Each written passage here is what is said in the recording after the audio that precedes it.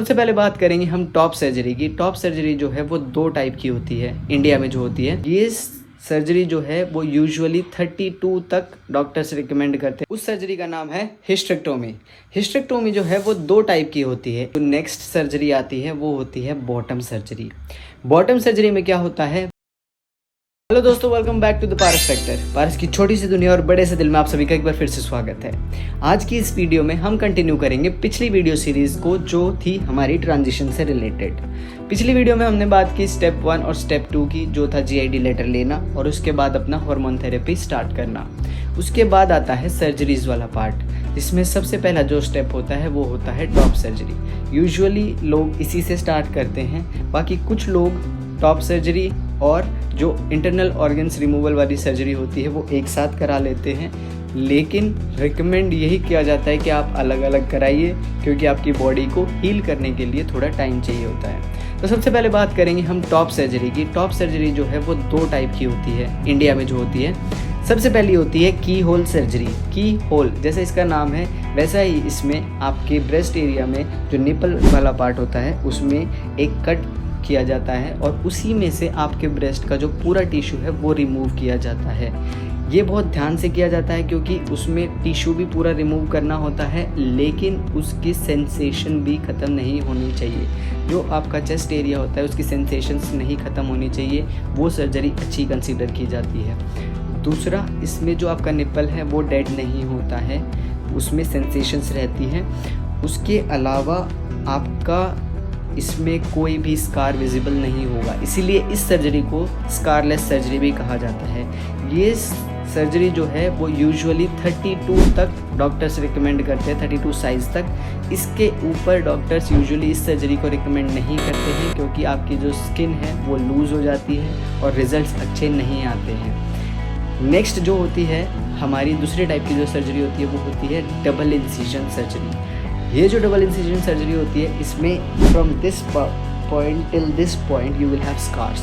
यहाँ से लेके यहाँ तक ऐसे कट लगाया जाता है और टिश्यू को रिमूव किया जाता है और एक आर्टिफिशियल इस एरिया में they will form a nipple kind of thing. वो उसमें सेंसेशन नहीं होती है, वो बस दिखने के लिए होता है। लेकिन जो आपकी सर्जरी है अगेन वो साइज़ और स्किन टाइप पे डिपेंड करती है, इसीलिए डॉक्टर्स चेक करके ही बता सकते हैं कि कौन सी सर्जरी आपकी हो सकती है। ये सर्जरी जो है वो 32 से ऊपर वाले सभी लोगों की हो जाती है। अगेन इसमें भी थोड़े रिस्क रहते हैं, थोड़ी अच्छी चीज़ें भी हैं, थोड़ी बुरी चीज़ें भी हैं। इसमें रिस्क ज़्यादातर जो होता है वो स्किन इकट्ठी होने का होता है। जो आपके स्कार्स होते हैं उसमें थोड़ा पेन रहता है, थोड़ा लंबे टाइम तक चलता है और इसकी हीलिंग में भी ज़्यादा टाइम लगता है और ये एक्सपेंसिव भी होती है की होल सर्जरी से।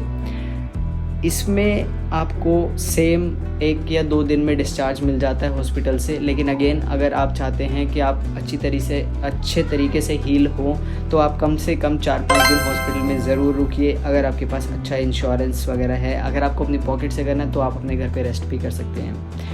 की होल सर्जरी में एक बार जब आपकी बैंडेजेस रिमूव हो जाती हैं उसके बाद आप खुद से भी ड्रेसिंग कर सकते हो, 2nd और 3rd टाइम में भी खुद से कर सकते हो। लेकिन जो डबल इंसिजन वाली सर्जरी होती है उसमें आपको थोड़ा एक्स्ट्रा ध्यान रखना होता है। उसमें डॉक्टर्स के पास जाके ड्रेसिंग कराना ज़्यादा बेटर होता है, क्योंकि स्कार्स को भी दिखाना होता है कि वो अच्छे से पक गए हैं नहीं है, या फिर उसमें मतलब ऐसा कच्चे तो नहीं रह गए हैं और कितने दिन में स्कार्स कटेंगे। उसमें शायद टाइम पीरियड होता है 15 से 20 दिन का, जो थोड़ा रिकवरी में टाइम लगता है, लेकिन पूरी तरीके से रिकवरी में 6 महीने के आसपास लगते हैं। पहली सर्जरी में भी 3-4 महीने ज़रूर लगते हैं, इसमें भी 6 महीने तक टाइम लगते हैं। दोनों ही सर्जरीज़ में आपको वेट नहीं उठाना होता है 6 मंथ तक एटलीस्ट। उसके बाद भी डॉक्टर रिकमेंड करते हैं कि आप ज़्यादा स्कूटी बाइक ना चलाएं, एल्कोहल का कंजप्शन ना करें और स्मोकिंग ना करें। ये सारी चीज़ें जो हैं वो आपकी हेल्थ के लिए बिल्कुल अच्छी नहीं होती है। इवन सर्जरी से पहले भी, इवन हार्मोन थेरेपी स्टार्ट करने से पहले भी डॉक्टर पूछते हैं आपसे कि आप स्मोकिंग और ड्रिंकिंग तो नहीं करते हो।